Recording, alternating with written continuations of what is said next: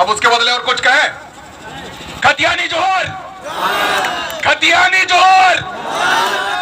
भाई खतियानी जोहर हम कह रहे हैं, खतियानी जोहर। बिल्कुल खतियानी जोहर हम इसलिए कह रहे हैं कि हम खतियानधारी हैं और जो खतियानधारी है वही हमारे झारखंडी है। हम लोग आज तक इस झारखंडी की परिभाषा को परिभाषित नहीं कर सके। हमारे झारखंड के बने 21 साल हो गए और 21 सालों में हमने बहुत लोगों की सरकारें देखी है। भारतीय जनता पार्टी की सरकार देखी है ना, आजसू पार्टी की सरकार देखी, उनकी भी सरकार देखी, कांग्रेस की देखी, राजद की देखी और वर्तमान समय में झारखंड मुक्ति मोर्चा बड़े भाई हेमंत जी की सरकार देख रहे हैं। भाई इन 21 वर्षों ने किसी भी हिमाकत नहीं किया कि हम झारखंडी को पहचान दिलाए। क्या किया इन लोगों ने? पहचान मिटाने की साजिश रची। और ये साजिश रचने वाले कौन है? ये जो बड़े लीडर कहलाते हैं। हम अर्जुन मुंडा जी की बात कर ले, हम रघुवर जी की बात कर ले, हम मधु कोड़ा जी की बात कर ले या फिर सुदेश महतो जी की बात कर ले और अभी वर्तमान समय में हेमंत जी की बात कर ले। कहीं ना कहीं एक साजिश के तहत झारखंडियों की पहचान को मिटाने की कोशिश कर रहे हैं। अब बताइए, हम लोग शिबू सोरेन जी का नाम जानते हैं, झारखंड के सबसे बड़े आंदोलनकारी कहे जाते हैं, जो कि वर्तमान समय में जीवित हैं। वो झारखंड को पहचान दिलाने के लिए कोशिश किए, झारखंड बनाने के लिए अपने आप को समर्पित कर दिए और उनका बेटा है हेमंत सोरेन हमारी पहचान मिटाना चाहता है। कैसे मिटाना चाहता है? आज हम सबों के बीच में गलत तरीके से भाषाई अतिक्रमण का दौर चालू कर रखा है। अब बताइए, हर कोई जानता है कि हमारे कितनी भाषाएं हैं। 5 जनजातीय भाषा है, 4 हमारे क्षेत्रीय भाषा है। इसके बावजूद इनके द्वारा भोजपुरी, इनके द्वारा मगही, इनके द्वारा अंगिका कोई यहाँ का क्षेत्रीय भाषा घोषित किया जा रहा है, सूचीबद्ध कराया जा रहा है। क्यों? क्योंकि हम बाहर के लोगों को यहाँ पर नौकरियों में नियोजित कर सके। अब आप बताइए, क्या ये उचित है? क्या ये उचित है? नहीं है। हमारे यहाँ इन सारी भाषाओं का कोई मोल नहीं है। ये बिहार में भाषाएं बोली जाती है। अरे बाहर में जो बिहार है वहां भी भोजपुरी को उसको मिला नहीं है दर्जा, वहां भी क्षेत्रीय भाषा के रूप में नहीं है। लेकिन आज बड़े भाई हेमंत जी को क्या हो गया पता नहीं, वो यहाँ भोजपुरी को, मगही को, अंगिका को राज्य के सभी जगहों पर, हम तो कहेंगे संस्थान में जितने भी जिलाएं हैं, सब जिला में इनके जरिए अंगिका को कर दिया गया है। पलामू प्रमंडल में भोजपुरी और मगही को कर दिया गया है। ये आज हमारी सभ्यता संस्कृति को खत्म करने की शुरुआत नहीं तो क्या है? हम सबों के बीच में आज हर कोई जानता है कि हमारे स्टेट में 24 जिले हैं। इन 24 जिलों में क्या हमारे मुस्लिम भाई उर्दू बोलते हैं? क्या उर्दू घरेलू भाषा है? नहीं है। लेकिन इन 24 जिलों में उर्दू को क्षेत्रीय भाषा के रूप में सूचीबद्ध करा दिया गया है। उड़िया को सूचीबद्ध करा दिया गया है, बंगला को सूचीबद्ध करा दिया गया है। तो ये हम सबों के साथ में नाइंसाफी है। हम लोग भले ही यहाँ पर बंगला कुछ लोग बोल देते हैं, लेकिन बांग्ला हमारे पाठ्यक्रम में यहाँ पर हम लोग पढ़ते नहीं है।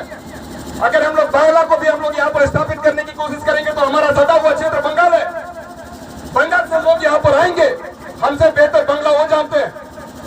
कल के एग्जाम में बांग्ला का अगर कोई एग्जाम होगा, आप पास करिएगा या बंगाली करेगा? अगर उर्दू की बात कर ले, 24 जिला में भले ही हमारे यहाँ उर्दू सूचीबद्ध कर दिया गया है नौकरियों में, कल के समय में अगर एग्जाम होंगे तो क्या हमारे मुस्लिम भाई उर्दू में पास कर सकेंगे या लखनऊ वाले, हैदराबाद वाले लोग पास करेंगे? बताइए, ये कौन सी नीति है और कैसी नीति है? ऐसी नीति हमें नहीं चाहिए। उड़ीसा की बात करें, वहां पर लोग उड़िया बोलते हैं। हमारे यहाँ पर आप जानते हैं 1 जनवरी 1948 में क्या हुआ था?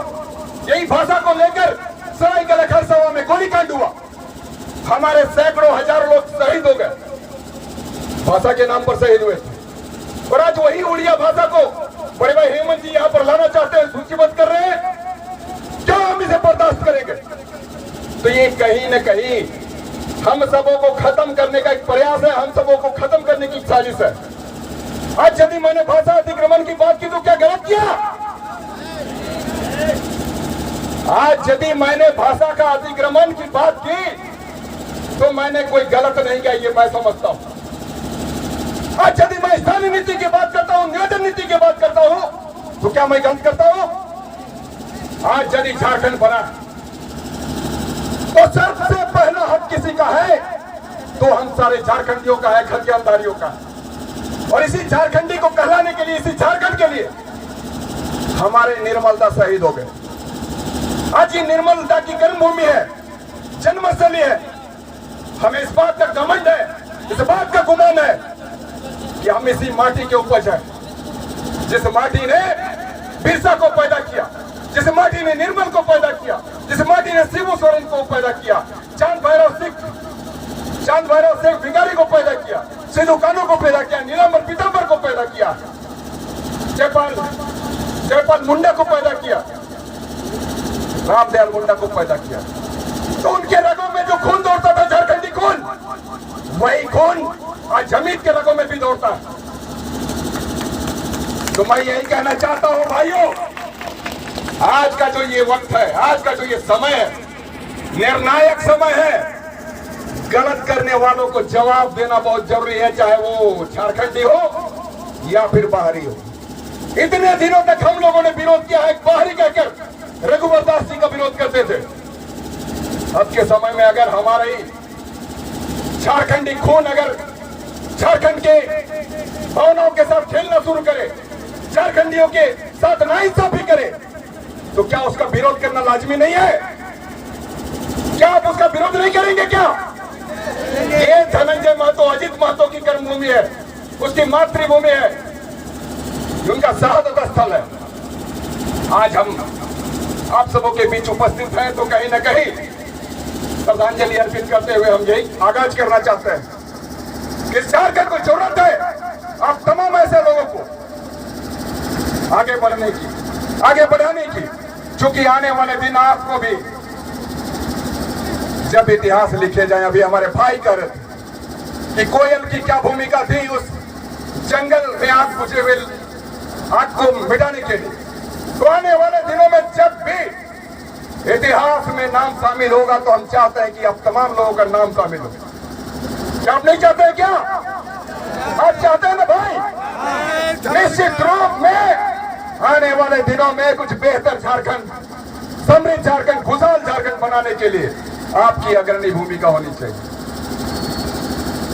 आज हमारे बच्चे अगर नौकरी नहीं करेंगे कहां जाएंगे? आज अगर बाहर के लोग मैट्रिक यहां पास करेंगे, इंटर पास कर लेंगे और वो नौकरी करेंगे, मैं एक बात पूछना चाहता हूं, हमारे जितने बच्चे हैं आज हमारे भले ही झारखंड बने हुए 21 साल हो गए, इन 21 साल में भी हम इतने पीछे हैं कि किसी दूसरे स्टेट को हम टक्कर नहीं दे सकते। चाहे बिहार की बात कर ले, यूपी की बात कर ले, महाराष्ट्र, पंजाब, गुजरात, हरियाणा की बात कर ले, बंगाल की बात कर ले, हमारे बच्चे अभी उस स्थिति में नहीं है कि कल को एग्जाम अगर होता है तो हमारे बच्चे कंप्लीट करें। हमसे पहले वो कंप्लीट करेंगे, ज्यादा नंबर वो लाएंगे, तो हमारे बच्चे को क्या नौकरी मिलेगी? नहीं मिलेगी। मैं बताना चाहता हूं रघुवर दास जी के द्वारा कौन से नियम बनाए गए थे और बड़े भाई हेमंत जी के द्वारा कौन से नियम बनाए गए, मैं बता देना चाहता हूं। रघुवर दास के पीरियड में जो स्थानीय नीति का निर्धारण किया गया था उसमें एक नीति यह थी, 6 बिंदुओं की नीति थी, 6 कंडिका की नीति थी। पहला जो बिंदु था उसमें था कि व्यक्ति खतियानदारी होना चाहिए, जिसके पास खतियान है वो यहाँ का स्थानीय होगा, उसके बेटा बेटी पत्नी माँ सब स्थानीय होंगे। दूसरी नीति बनी थी, जो व्यक्ति यहाँ बिजनेस करता हो, 30 साल से रह रहा हो, वो व्यक्ति झारखंडी कहलाएगा, उसके संतान झारखंडी कहलाएंगे, उसकी पत्नी झारखंडी कहलाएगी। तीसरा बिंदु था, अगर कोई झारखंड सरकार में सरकारी कर्मी हो या पदाधिकारी हो या फिर निगम में कार्यरत कर्मी हो तो वो झारखंडी कहलाएगा।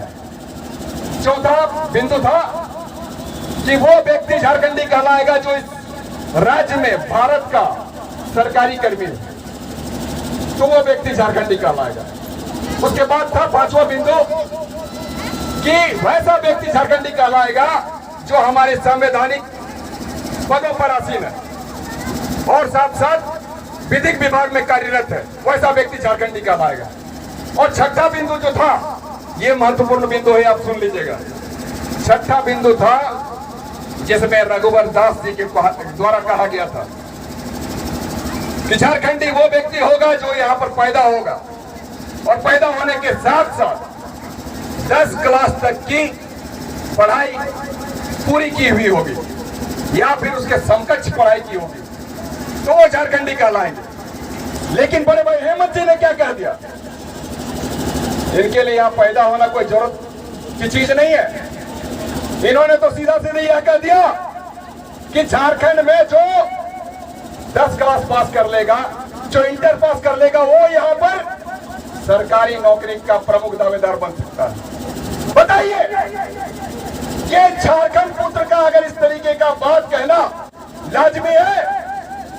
क्या लाजमी है? अगर लाजमी नहीं है तो आप लोग रण क्षेत्र में उतरने के लिए तैयार हो जाइए, लड़ने के लिए तैयार हो जाइए। नहीं तो आज हम लोग नौकरी से बेदखल है। आने वाले दिनों में हमारी पीढ़ियों को भी नौकरी नहीं मिलेगी। आने वाले दिनों में हमारे बेटा बेटियों को भी नौकरी नसीब नहीं होगा। हमारे बच्चे को पंजाब में, महाराष्ट्र में, गुजरात में, कोलकाता और बॉम्बे, दिल्ली में सड़कों में काम करते हुए नजर आएंगे, तो कुछ एक लोग पंजाब के खेतों में काम करते हुए नजर आएंगे। तो क्या हम लोग ऐसी दुर्दशा को चाहते हैं? क्या चाहते हैं? अगर नहीं चाहते हैं तो कमर कसने की जरूरत है। सत्ता में या फिर कोई भी हो जो हमारी माटी को सम्मान नहीं करता हो, जो हमारे यहाँ बेटा बेटियों को सम्मान नहीं करना चाहता हो, तो उसे सत्ता में रहने का कोई औचित्य नहीं, कोई मतलब नहीं है। उसे सत्ता से बेदखल कर देना ही उचित है। आज यदि निर्मलता होते या बिरसा मुंडा होते या जयपाल सिंह होते या फिर रामदयाल मुंडा होते या विनोद बिहारी महतो होते, तो वो कतई बर्दाश्त नहीं करते। आज हम लोग भी उनकी संतान है, हम लोग उनके अनुसरण करने वाले व्यक्ति हैं, तो हम क्यों बर्दाश्त कर रहे हैं?